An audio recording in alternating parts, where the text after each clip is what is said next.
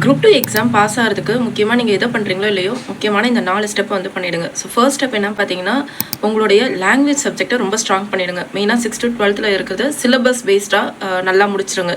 So எதை முடிக்கும் போதும் ஸ்கூல் புக் கண்டென்ட் அது ரிலேட்டட் டிஎன்பிஎஸ்சி கொஸ்டின்ஸ் அதையும் சேர்த்தே சால்வ் பண்ணிவிடுங்க. ஸோ கண்டிப்பாக 95 வந்து நம்ம வந்து ஸ்கோர் பண்ணிடலாம்.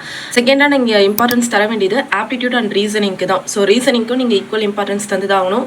கிட்டத்தட்ட ஒரு 500 சம்ஸ் வந்து நீங்கள் சால்வ் பண்ணாலே 20 கொஸ்டின் ஸ்ட்ராங்காக வந்து போட முடியும். 500 சம்ஸ் ஈவன் டிஎன்பிஎஸ்சி கொஸ்டின்ஸாக இருந்தால் கூட ஓகே தான்.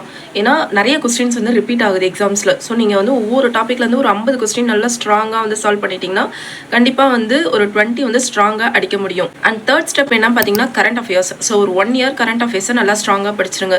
கிட்டத்தட்ட ஒரு 3000 கரண்ட் அஃபேர்ஸ். ஸோ கரண்ட் அஃபேர்ஸ்லேயே 1 இயர் படிக்கிறதுலே அந்த எக்ஸாமுக்கு முன்னாடி உள்ள ஒரு 6 மந்த் ரொம்ப ஸ்ட்ராங்காக படிக்கணும். 1 மந்த்துக்கு வந்து பார்த்தீங்கன்னா ஒரு 300 கரண்ட் அஃபேர்ஸ் கிட்ட.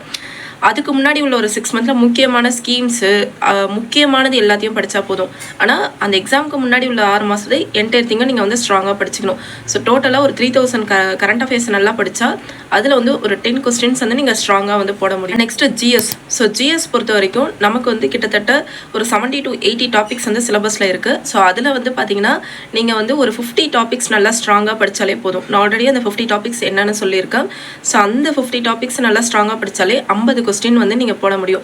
ஸோ இதெல்லாம் சேர்த்தாலே 95 + 20 + 10 + 50 இதை சேர்த்தாலே வந்து 175 கிட்ட வருது. பட் அவ்வளோ நமக்கு தேவையே இல்லை. ஒரு 160 கிட்ட இருந்தாலே நம்ம எக்ஸாம் வந்து கிளியர் பண்ணிடலாம். 160 to 165. ஸோ நீங்கள் கரெக்டாக வந்து அதுக்கான இம்பார்ட்டன்ஸ் கொடுத்து கரெக்டாக வந்து முடிங்க. எல்லாத்தையும் படிக்கணும் அவசியமே இல்லை. எதை படிக்கணும் அதை தெரிஞ்சாலே போதுமான